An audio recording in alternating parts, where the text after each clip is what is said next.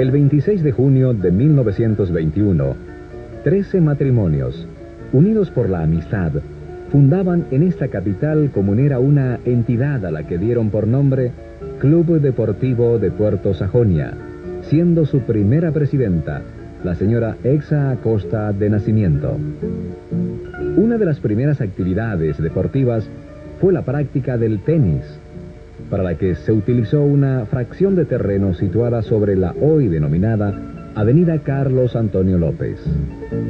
Las mansiones de cada uno de los asociados servían por turno como local social tanto para las sesiones de la comisión directiva como para las fiestas destinadas a recaudar fondos con que cubrir las necesidades de la nueva institución. Tiempo después, con el propósito de extender las actividades deportivas hacia áreas como el remo y la natación, se adquirieron las dos primeras manzanas, una con frente a nuestro hermoso río Paraguay, y la otra en la que actualmente se encuentran el parque infantil y la entrada principal con sus jardines. Más adelante, conforme iba creciendo la noble entidad, se le sumaron las otras dos manzanas colindantes. El 21 de junio de 1925, bajo la presidencia del holandés William Pats, en una memorable asamblea, se concretó la fusión del Club Deportivo Sajonia con el Piravedé, entidad fundada meses atrás para el fomento de los deportes náuticos. A William Pats lo reemplazó en la presidencia el profesor de Ciencias Médicas, doctor Mario Luis de Finis, al que por mandato de la Asamblea General premiaron con el título de Presidente Honorario por su actuación entusiasta durante su proficuo mandato. Estamos trabajando con un equipo excelente.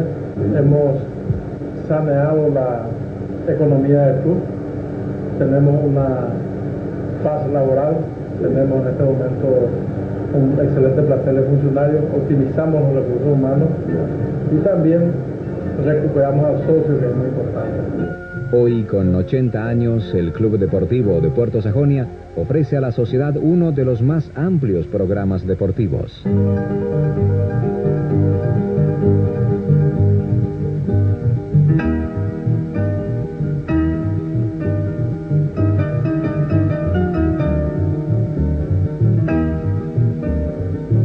El denominado Rancho Sajonia es un testimonio elocuente del crecimiento institucional que, aprovechando un terreno de aproximadamente 300 hectáreas, lo acondicionó de tal forma que los asociados disfruten de un lugar encantado.